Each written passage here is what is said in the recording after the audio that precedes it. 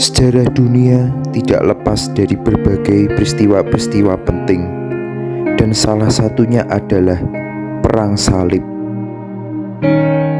Perang Salib adalah sebuah konflik agama yang terjadi di Asia Barat dan Eropa pada abad ke-11 hingga abad ke-17. Awal mula terjadinya Perang Salib bermula pada tahun 1070 ketika sebuah kota kecil tua bernama Yerusalem direbut oleh pasukan Bani Seljuk dari Turki, dan dilanjutkan dengan daerah-daerah lain di Asia Kecil hingga tidak ada satupun kota besar di Asia yang dikuasai oleh umat Kristen. Kemudian Turki juga membuat aturan yang membatasi dan memperketat ziarah umat Kristen ke Yerusalem. Hal ini mendorong umat Kristiani untuk berusaha meraih kemerdekaan beragamanya kembali dengan membebaskan Yerusalem dari pendudukan kaum Muslim. Seorang kaisar bernama Alexius Komnenus meminta Paus Urbanus II untuk mengobarkan semangat Perang Salib dan mengajak seluruh lapisan masyarakat Eropa Barat bergabung membentuk pasukan sukarelawan Laskar Salib. Paus Urbanus II menyerukan peperangan dengan tujuan untuk menundukkan gereja-gereja di Asia yang dikuasai umat Islam.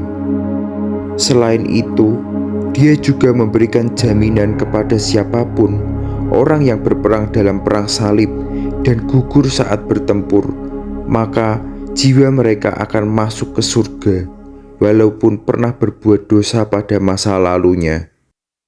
Perang Salib yang terjadi di Tanah Suci Yerusalem terbagi menjadi 9 perang yang berbeda, mulai dari Perang Salib pertama pada tahun 1095 hingga 1099, dan dilanjutkan dengan Perang Salib ke-9 pada tahun 1271 hingga 1272.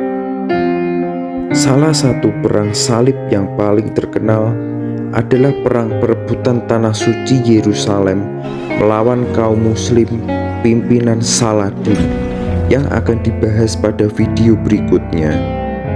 Di dalam Perang Salib, para bangsawan dan raja Eropa berkumpul membentuk kelompok atau ordo tentara multinasional yang kemudian dikenal dengan sebutan Ksatria Templar.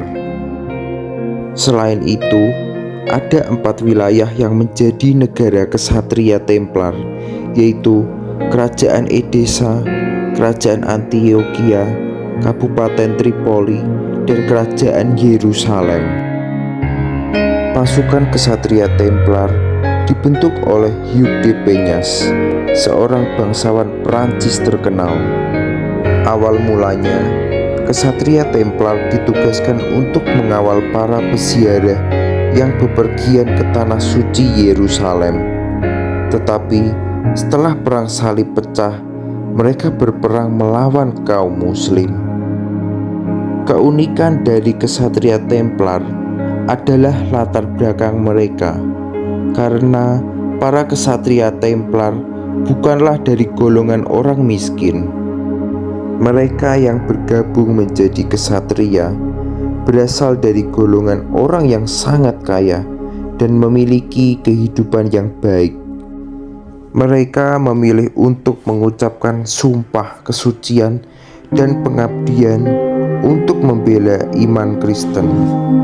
Dan hal yang paling penting dari Ksatria Templar adalah keahlian pedang mereka yang hebat. Sedangkan di pihak kaum Muslim dikenal memiliki pasukan yang bernama pasukan Saracen. Pasukan Saracen dibentuk dari beragam etnis di dalamnya. Tidak hanya terdiri dari orang Arab dan Turki yang menjadi etnis mayoritas, melainkan ada juga orang yang berasal dari Kurdi, Nubia, Berber, dan Turkmenistan. Dalam buku Art of War yang ditulis Charles Oman, disebutkan bahwa ada 2 hal yang membuat pasukan Saracen dianggap berbahaya bagi pasukan Kristen Eropa. Jumlah pasukan yang luar biasa besar dan keahlian perang yang hebat menjadi kekuatan mutlak Saracen. Pasukan ini juga mengabdi kepada kekhalifahan dari dinasti Abbasiyah. Susunan pasukan Saracen terdiri dari orang Nubia yang menjadi pasukan pemanah dengan busur besarnya. Sedangkan orang Arab, Kurdi, dan Berber menjadi pasukan yang ahli bertempur dengan menunggang kuda, bersenjatakan tombak, lembing, dan pedang. Untuk pasukan pemanah berkuda diisi oleh orang-orang dari Turki. Pasukan Saracen juga memiliki pasukan yang terdiri dari para budak belian dan dinamai pasukan Mamluk.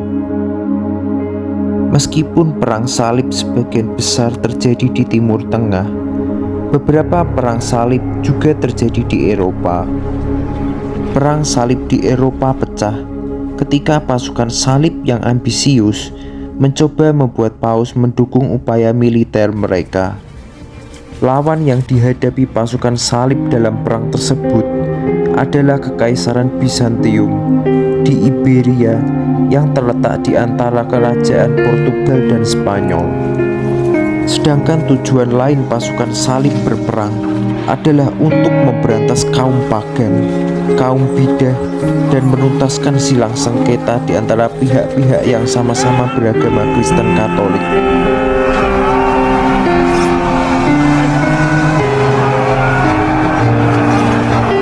Secara keseluruhan, perang salib adalah sebuah konflik yang sangat rumit selama abad pertengahan. Peristiwa yang populer dari perang salib antara dua agama yang bertentangan menjadi warisan sekaligus kutukan yang tetap kuat hingga abad ke-21 saat ini. Tetapi perang salib juga membawa dampak positif untuk bidang pembangunan manusia melalui pertukaran ide dan gagasan, penciptaan dan penemuan teknologi yang baru, pertukaran kesenian yang baru, dan persilangan corak arsitektur bangunan yang baru. Pada akhirnya, dua dunia antara Kristen Barat dan Muslim Timur Tengah saling bertukar informasi satu dengan yang lain untuk kesejahteraan umat manusia.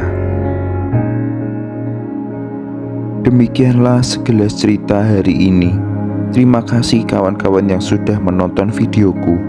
Semoga cerita hari ini bisa menginspirasi dan memperkaya khasanah pengetahuan kawan-kawanku semua.